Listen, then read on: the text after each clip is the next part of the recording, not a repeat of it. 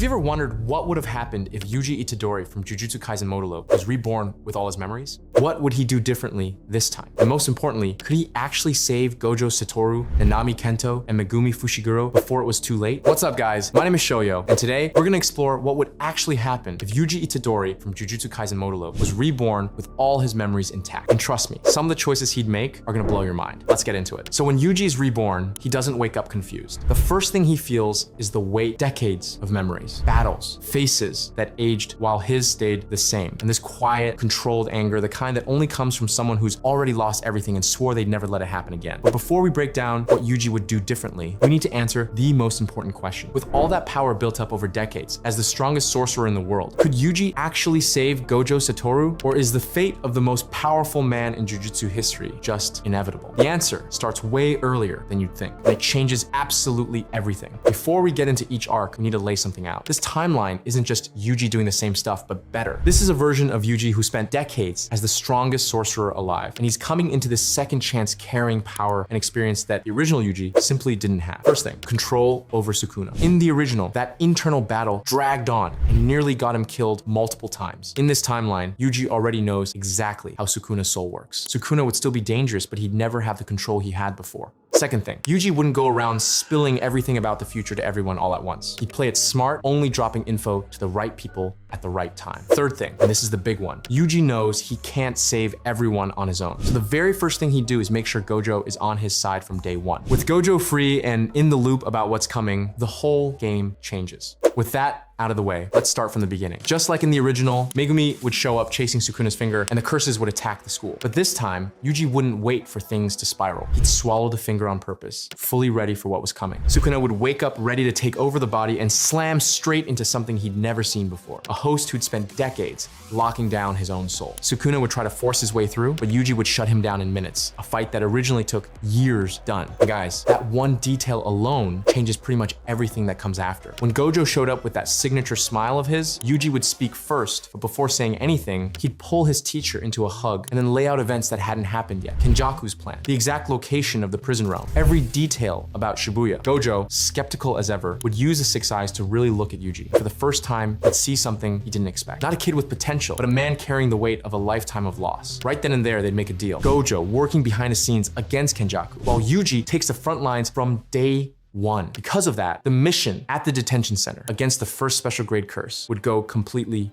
different. That desperate moment where Yuji had to hand his body over to Sukuna, the one that led to his temporary death, wouldn't even happen. Yuji would exercise the curse clean and fast, no room for disaster. But before we get into what happens with Nanami and Megumi, we need to talk about something Yuji would treat as his top priority. Something that in the original cost a price he could never forget. And if you watch the original, you already know exactly what I'm talking about. In the original, Mahito used Junpei as an emotional weapon against Yuji in one of the saddest moments in all of JJK. But this time, Yuji would be there long before Mahito even got close. The two would become friends weeks in advance. And when Mahito showed up, lurking in the shadows, trying to get close, he'd find Junpei right by Yuji's side, protected, out of reach of the emotional leverage the curse needed to work. Mahito would back off, but Yuji knew he couldn't just let him run loose. So he and Nanami would set up an ambush. Yuji would draw Mahito into a direct fight while Nanami cut off the escape route. Mahito would try to reshape Yuji's soul and smack into a wall he couldn't break through. When he tried to run, he'd walk right into Nanami. Cornered, he'd try to push through the middle and take a black flash straight to the soul's boundary. Desperate, he'd start transforming to get an edge, but he wouldn't get the chance. Yuji would finish him with dismantle before the transformation even completed. Clean fight, no drama, and Junpei walks away without a scratch.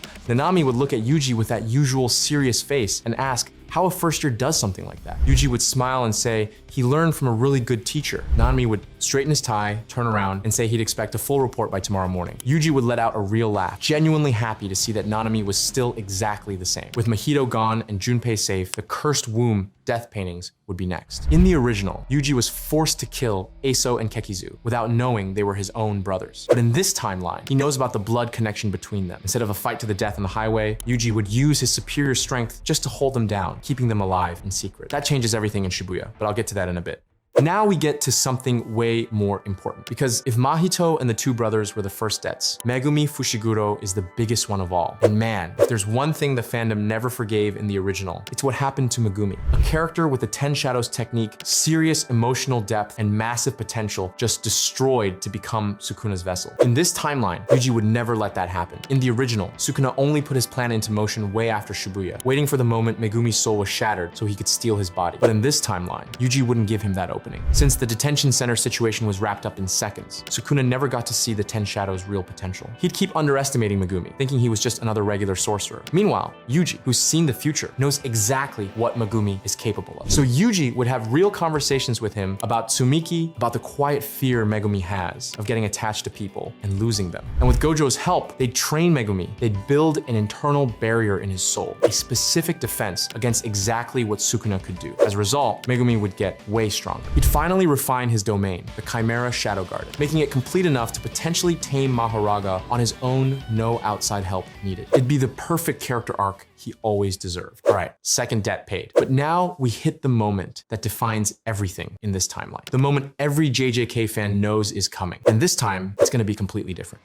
In the original, Shibuya was the point where everything fell apart. Gojo sealed in a box. Nanami dead in a dark hallway. Nobara vanishing from the story like she was never there. The night that broke the whole fandom. This time, Yuji would spend weeks going over every single detail of that night with Gojo. He'd tell him where the barriers would go up, who would betray who, the exact timeline of Kenjaku's moves. Gojo would already know exactly who had the cube after all. Yuji had warned him that Kenjaku was walking around in Geito's body. But even then, the moment the device hit the ground and Kenjaku revealed himself, Gojo would still freeze. No matter how prepared he was, seeing his dead best friend's face staring back at him would still hit like a truck. The cube would start forming around him, and for a second, it'd look like history was about to repeat itself. But because he already knew the truth from Yuji, that shock wouldn't last long enough for the seal to kick in. Gojo would snap out of it milliseconds before the cube closed, using his speed to pull back in the blink of an eye. The device would close on nothing. The dust would settle, and Gojo would be standing outside, completely fine. With that same sarcastic smile, but with an ice-cold look in his eyes, he'd say quietly to Kenjaku that the trap didn't work. And guys, the script has to pause here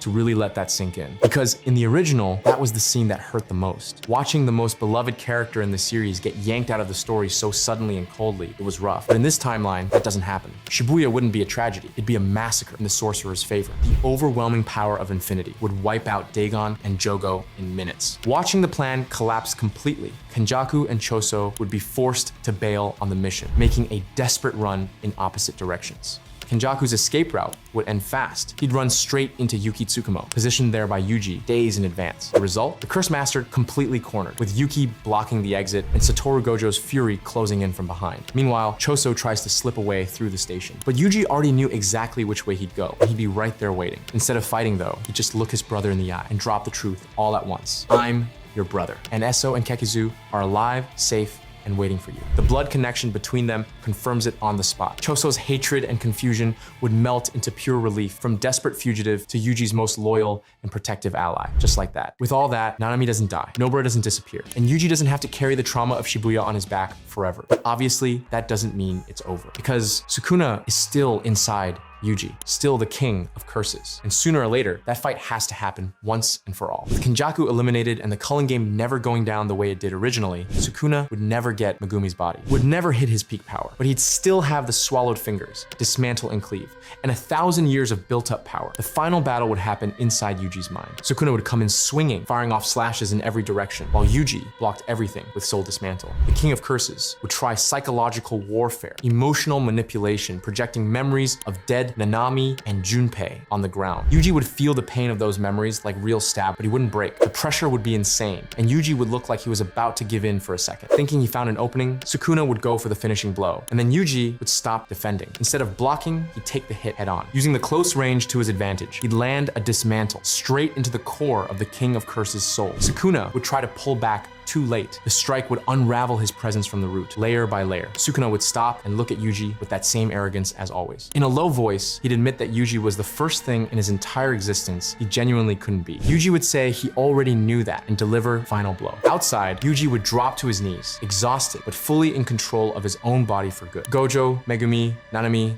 and Nobara would run to him. For the first time in 2 whole lifetimes, he'd be surrounded by everyone he swore to protect. With the culling game canceled, everyone's fate changes. Maki doesn't get that crazy Toji level awakening because Mai doesn't have to sacrifice herself. With both of them alive and Megumi leading the Zenin clan backed by Gojo, they change the family from the inside. Todo doesn't lose his hand at Shibuya, so he keeps using Boogie Woogie whenever he wants. Yuta comes back to Japan and works as a special grade sorcerer in peace, without having to carry the weight of the world by himself. And Hakari keeps running his fight club, covered by Gojo's influence in the higher-ups. With all of that, the world of 2086 would look completely different, more stable. Yuji would have taken over the role as the pillar of the world that once belonged to Gojo, except now surrounded by allies. And obviously, even 68 years later, he'd still be the strongest sorcerer in the world. When the Cimmerian ship appeared in the sky, there'd be no panic. This time, there'd be preparation. Yuji would be the first to approach. No weapons, no cursed energy charged up. Maru would receive him with suspicion. A whole civilization trained to see humans as a threat doesn't just change their vibe overnight. But Yuji wouldn't open his mouth to negotiate. He'd open it to ask, what did they really come looking for? And he'd stay quiet while Maru answered. Then he'd lay out the deal. Cursed spirits would be wiped out. Sorcerers would keep their abilities. Maru's chaos and harmony would be used as a tool for balance, not as a weapon. Maru would ask why a being with that kind of power would choose to negotiate instead of fight. Yuji would say he'd already fought enough for 2 lifetimes, and that he learned the hard way, that most wars start because nobody had the patience to sit down first. The deal would be made. The age of Jujutsu wouldn't end, it would just level up. And Yuji Itadori, surrounded by Gojo, Nanami, Megumi, Nobara, and Junpei, all of them looking like old folks, except for Itadori, would finally take a photo with a real, genuine smile. But now, I want to hear from you guys. Is this take fair, or did I mess something up? What would you change? Would you have saved someone different first? Drop your thoughts in the comments, and don't forget to check out the other videos on the channel.